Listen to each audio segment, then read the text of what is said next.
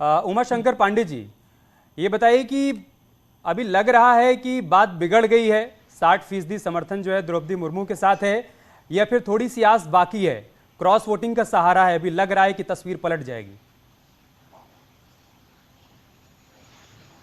देखिए, निश्चित रूप से भारतीय जनता पार्टी के अंदर की लड़ाई है ये। राष्ट्रपति चुनाव से ज्यादा ये भारतीय जनता पार्टी में जो अटल बिहारी वाजपेयी जी की संस्कृति थी, जिसके अंदर मंत्री थे यशवंत सिन्हा जी, तो अटल बिहारी वाजपेयी जी ने जो राजधर्म की सीख नरेंद्र मोदी जी को दिया था, आज उस संस्कृति के लोग हैं भाजपा में, जो अटल बिहारी वाजपेयी जी को अपना आराध्य नेता मानते हैं और उन्हीं की परंपरा के यशवंत सिन्हा के लिए निश्चित रूप से वो वोट करेंगे। अच्छा। एक तरफ मुर्मू जी हैं, मुर्मू जी नरेंद्र मोदी जी की जो कार्यशैली है उसकी पहचान है। उन्होंने रामनाथ कोविंद जी को राष्ट्रपति बनाया और पूरे 5 साल कोविंद जी का क्या रवैया रहा ये सबने देखा। उनको ऐसे ही किसी राष्ट्रपति की तलाश थी, तो मुर्मू जी से बेहतर कोई नहीं हो सकता था। पांडे जी, मुर्मू जी क्या रहा बिल्कुल। उनका अभी यशवंत सिंह साहब को मैं सुन रहा था, अमित जी मेरी बात हो जाए, मैं अभी उस पे आऊंगा,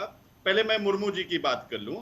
देखिए, मुर्मू जी निश्चित रूप से उनके दादा दादी गांव के सरपंच रहे, मुर्मू जी नगर पंचायत की सदस्य अध्यक्ष रही, विधायक रही, मंत्री रही, राज्यपाल रही, लेकिन इतने तमाम पदों पर रहने के बावजूद वो अपने गांव में बिजली नहीं पहुंचा पाई थी। तो आप समझ सकते हैं कि मुर्मू जी कितनी योग्य राष्ट्रपति साबित होने जा रही हैं। रामनाथ कोविंद जी के बारे में अमित जी आप देखिए, पूरे 5 साल हम लोगों ने कैसी कैसी तस्वीरें देखी। राष्ट्रपति का जो प्रोटोकॉल होता है उसका कदम कदम पर हम लोगों ने अपमान और उल्लंघन देखा, और मुस्कुराते हुए रामनाथ कोविंद जी को देखा हमने। तो ऐसी ही परंपरा की एक नई राष्ट्रपति साबित होंगी मुर्मू जी, अगर वो चुनी जाती हैं। अब बात हम करते हैं वोटों की। देखिए, अभी 48% के लगभग वोट है एनडीए और मुर्मू के समर्थकों का। 52% वोट जो है उससे अलग है। ऐसी स्थिति में जब अटल बिहारी वाजपेयी की संस्कृति के लोग अटल जी की को सम्मान देने के लिए, श्रद्धांजलि देने के लिए क्रॉस वोटिंग करके वो यशवंत सिन्हा जी को वोट देंगे, तो ये बहुत बड़ा गैप आ जाएगा। ठीक है, यही तो हम आपसे कह रहे थे ना कि अभी उम्मीद बाकी है क्या इसी आसरे आप लोग हैं कि क्रॉस वोटिंग हो जाएगी तो जीत हो जाएगी? लेकिन आपने जो बात कही ना कि द्रौपदी मुर्मू तमाम पदों पर रही, उसके बावजूद अपने गांव में विकास नहीं कर पाई, तो इस पर तो बीजेपी सवाल पूछ लेगी ना कि अमेठी में राहुल गांधी की हार क्यों हो गई? भाई, 10 साल तक कांग्रेस पार्टी सत्ता में रही, उसके बावजूद वहां पर उनकी हार हो गई, इसका मतलब है कि काम नहीं किया था तभी तो हार हो गई। लेकिन एक मैं क्रॉस इस पर रिएक्शन ले लेता हूं, पहले एसएन सिंह साहब से, उसके बाद मनीष जी मैं आपके पास आऊंगा। सिंह साहब, ये बताइए, वो ये कह रहे हैं कि एक प्रकार से डमी राष्ट्रपति होने जा रही है द्रौपदी मुर्मू, ये पांडे जी का कहना है। इसी तौर पे पांडे जी तो कहेंगे ही, क्योंकि पांडे जी के जो बड़े नेता हैं राहुल गांधी जी भी आलू से सोना पैदा करते हैं और संस्कारों की बात करते हैं। आदरणीय मनमोहन सिंह साहब प्रधानमंत्री हैं और उनके कागज को लेकर पार्लियामेंट में फाड़ देने का कार्य करते हैं। और आप देखे होंगे कि मनमोहन सिंह के बारे में क्या क्या कहा जाता था कि सोनिया गांधी जी की स्टंप है कि नहीं। आप सुन लीजिए, आपने कहा कि मैं तो आपके बीच में नहीं बोलूंगा, अब क्यों तकलीफ होने लगी, अब सुनते जाइए। मैं वही बता रहा हूं।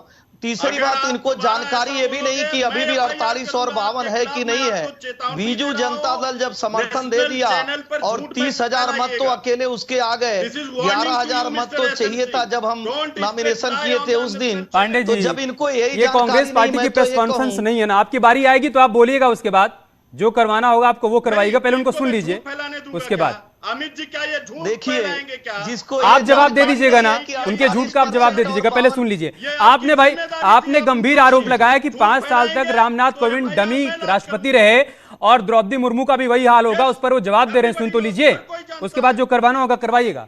सिंह साहब जल्दी पूरी करिए। सुन लीजिए, डमी ये कहा जाता है, कपिल सिब्बल साहब कहते हैं जब तक राहुल गांधी जी रहेंगे निश्चित तौर पे कांग्रेस एक डमी कैंडिडेट के तौर पे देखेगी राहुल गांधी जी को, और डमी कैंडिडेट के रूप में मनमोहन सिंह साहब को उतार के 10 साल राज किए लो। माना जाता था कि सोनिया गांधी जी राज कर रही हैं और सेकंड नंबर पे अगर कोई है तो अहमद पटेल साहब हैं। भारतीय जनता पार्टी इस तरह कार्य नहीं करती है, पहली बात। दूसरी बात, अमित जी ये गणना ही नहीं कर पा रहे हैं, पहले दिन वाली गणना करके बैठे हैं। 48 और 52 तब था जब हमें बीजू जनता दल ने समर्थन नहीं दिया था, जब हमें YSR ने समर्थन नहीं दिया था, बीएसपी ने समर्थन नहीं दिया था। AIDMK, JDS, Telugu Desam party, TDP, Akali Dal, Shiv Sena ने समर्थन नहीं दिया था। खुलेआम उन लोगों ने समर्थन दिया है, लेकिन दो व्यक्ति को दिखाई नहीं देता है, जो आंख पे काट का चश्मा लगा ले या घोर अहंकारी हो। ठीक है, मुझे लगता है कि ऐसे अहंकारी लोगों को अपना अहंकार त्याग आपके पास में। मनीष जी, आपको जो कहना है अपनी बात रखिएगा, लेकिन उमाशंकर पांडे का यह कहना है कि देखिए, अटल बिहारी वाजपेयी की सरकार में यशवंत सिन्हा मंत्री थे, आज वो बीजेपी से अलग भले हो गए हैं, लेकिन उस विचारधारा के विधायक और सांसद आज भी उनके साथ हैं, लिहाजा उनको क्रॉस वोटिंग को लेकर बहुत बड़ी उम्मीद है। मनीष गुप्ता जी।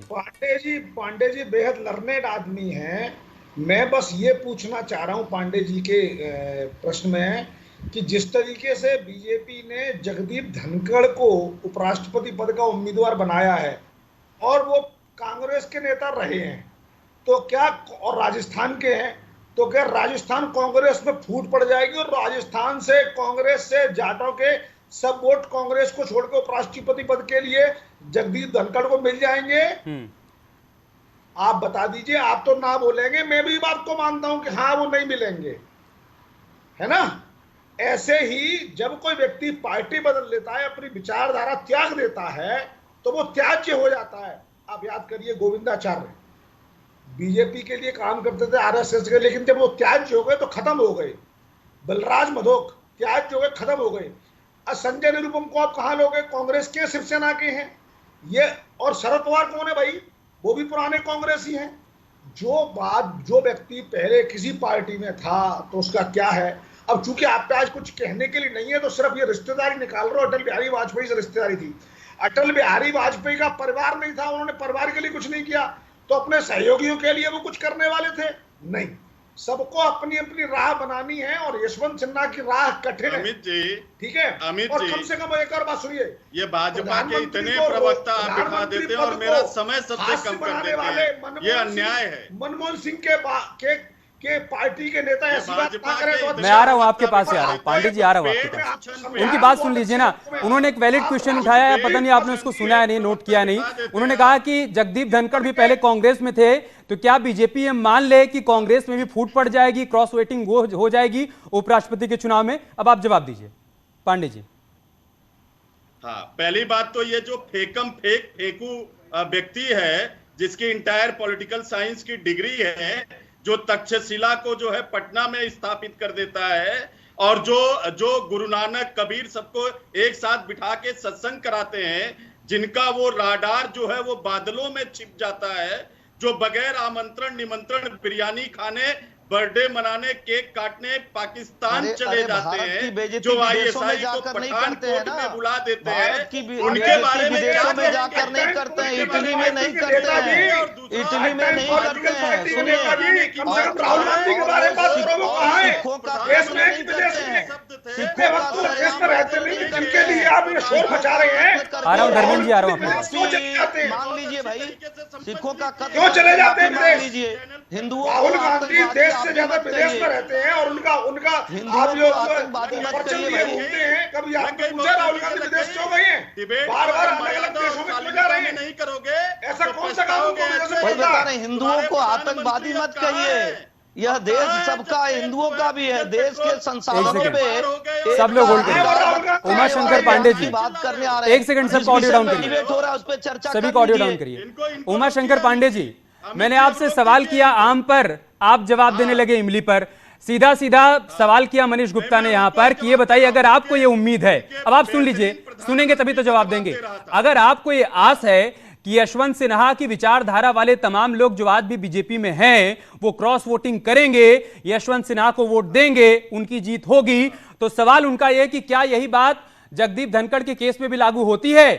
बीजेपी उम्मीद कर ले कि कांग्रेस में फूट हो जाएगी, उनको समर्थन मिल जाएगा? देखिए, जवाब सुन लीजिए। हाँ।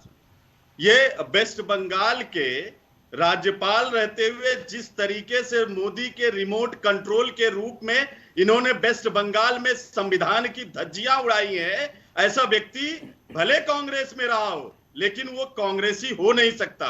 यानी कि वो जब तक वो आदमी कांग्रेस में था, तब तक वो अपने स्वार्थ के लिए था, और इसीलिए उसको कांग्रेस पार्टी से बाहर किया गया। इसीलिए उसको कांग्रेस छोड़नी पड़ी। ये तो पांडे जी वही हो गया ना, तो इस समय कहाँ पांडे पे है? जी आपका अस्तित्व मीठा कहाँ मीठा पे है? गप गप कड़वा कड़वा थू थू